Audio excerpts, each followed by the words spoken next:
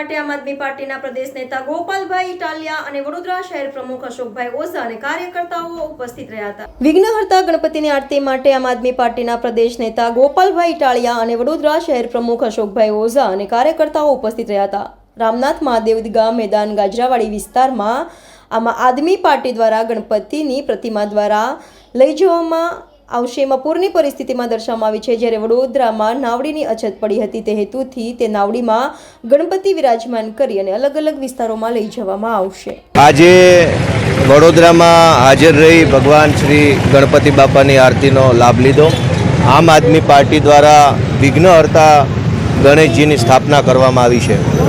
વડોદરામાં હમણાં જ આપણે જે રીતે પૂર જોયું અને પૂરની અંદર અનેક પરિવારો, અનેક વ્યક્તિઓ, વડીલો, બાળકો, બીમાર વ્યક્તિઓ બધા ખૂબ હેરાન પરેશાન થયા, મિલકતોનું નુકસાન ગયું અને આટલું બધું પૂર આવ્યા પછી પણ શાસકોના પેટનું પાણી નથી હલતું। એટલા માટે આમ આદમી પાર્ટીએ હરતા ફરતા વિઘ્નહર્તા ગણેશજીની સ્થાપના કરી છે। આ ગણપતિજી રોજ અલગ અલગ વોર્ડની અંદર નગરચર્યા કરે છે, જાય છે, લોકોના દુઃખને, પીડાને, લોકોની વેદનાને જુએ છે, સાંભળે છે અને અલગ અલગ વિસ્તારોમાં જે ગણપતિજીની સ્થાપના થઈ છે એ ગણપતિજીને પણ આ વિઘ્નહર્તા ગણપતિજી મળે છે। અને આમ જેમ ગણપતિજીની સ્થાપનાનો જે મૂળભૂત હેતુ હતો જ્યારે બાલ ગંગાધર તિલકે આની સ્થાપના કરી ત્યારે કે સમાજ એકઠો થાય, સમાજની પીડાને અવાજ મળે અને ગણપતિજીની શ્રદ્ધાના માધ્યમથી શક્તિ એકઠી થાય એવો પ્રયત્ન